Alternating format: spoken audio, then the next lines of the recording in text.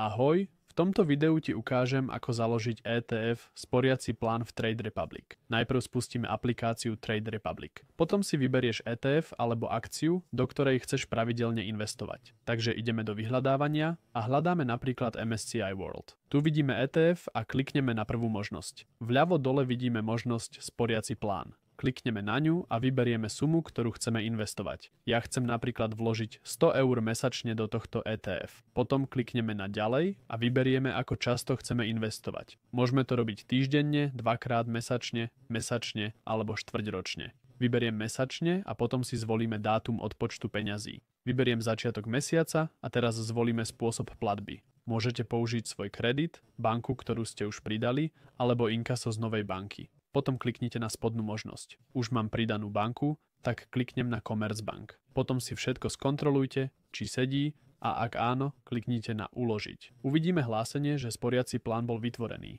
Keď sa teraz vrátime a trochu posunieme nadol, uvidíme položku Sporiace plány. Môžeme na ňu kliknúť a uvidíme, že sporím 100 eur a kedy sa to vykoná. Ak vám toto video pomohlo, potešil by ma like. Dovidenia.